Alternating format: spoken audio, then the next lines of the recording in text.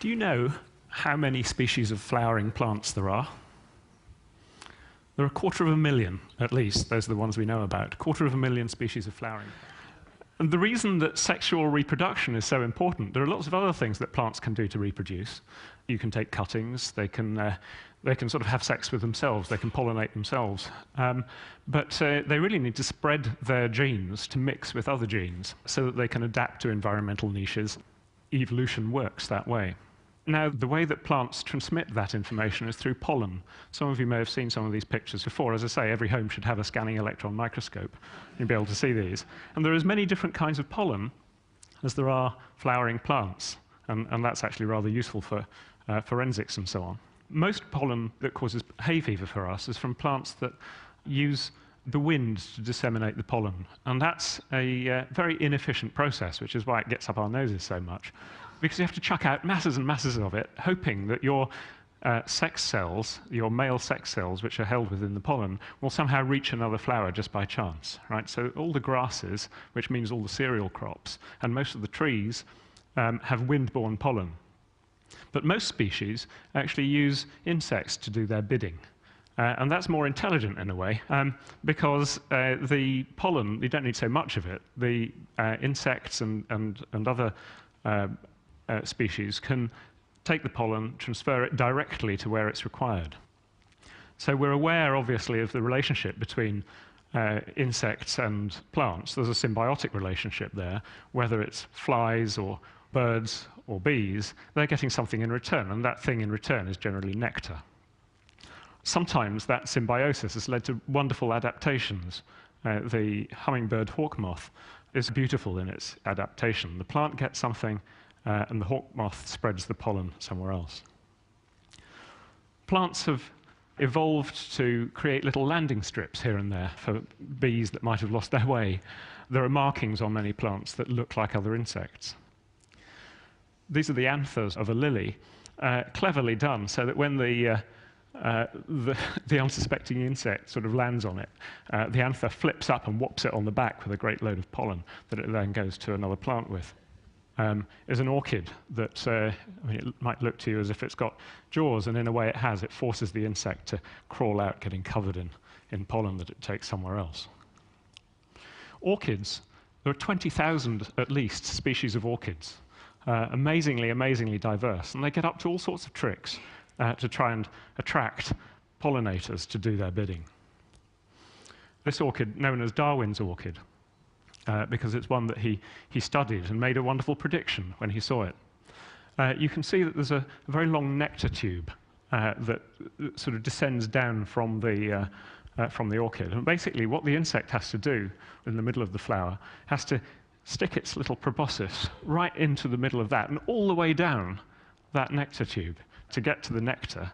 And Darwin said, looking at this flower, I guess something has co-evolved with this. And sure enough, there's the insect. And I mean, normally it kind of rolls it away, but in its erect form, that's what it looks like. Sometimes the whole plant mimics an insect. Even to us, I mean, I think that looks like some sort of flying animal or beast. It's a wonderful, amazing thing.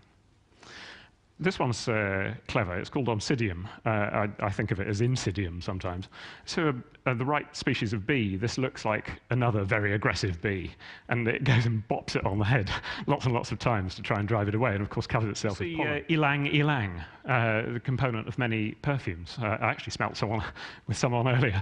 And the flowers don't really have to be that gaudy. They're sending out fantastic array of scent to any insect that'll have it.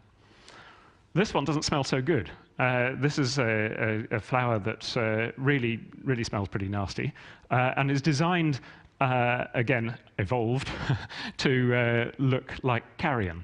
So flies love this. They fly in and they pollinate. And this, which is Helicodiceros, is also known as dead horse arum. I don't know what a dead horse actually smells like, but this one probably smells pretty much like it. It's really horrible. And blowflies just can't help themselves. They fly into this thing. They fly all the way down it. They lay their eggs in it, thinking it's a nice bit of carrion. and not realizing that there's no food for the eggs. The eggs are going to die.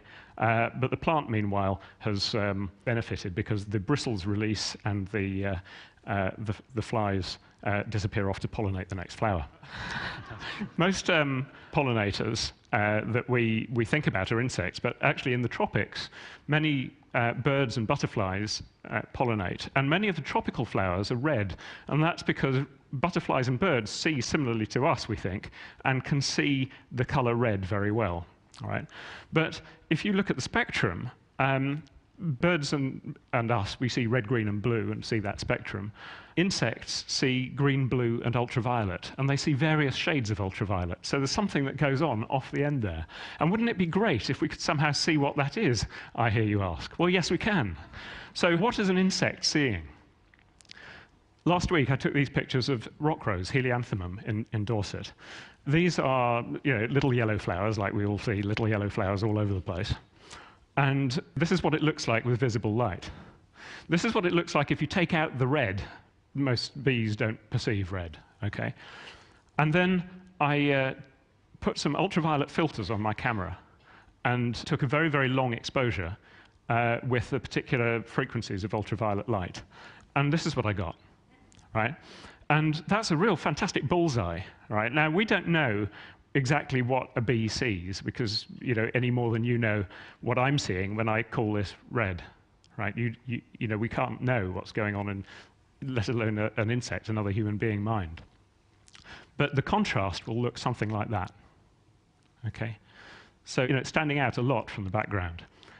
Here's another little flower, different range of ultraviolet frequencies, different filters to match the pollinators, and that's the sort of thing that it would be seeing. Just in case you think that all yellow flowers have this property, no flowers damaged in the process of this shot. It's just attached to the tripod, not killed. Then under ultraviolet light, look at that. And that could be the basis of a sunscreen, because sunscreens work by absorbing ultraviolet light, so maybe the chemical in that would be useful. Finally, there's one of evening primrose that Bjorn Roslet from Norway sent me. Fantastic hidden pattern. And I love the idea of something hidden. I think there's something sort of poetic here, that these pictures taken with ultraviolet filter, the main use of that filter is for astronomers to take pictures of Venus, actually the clouds of Venus, right? Thank you very much.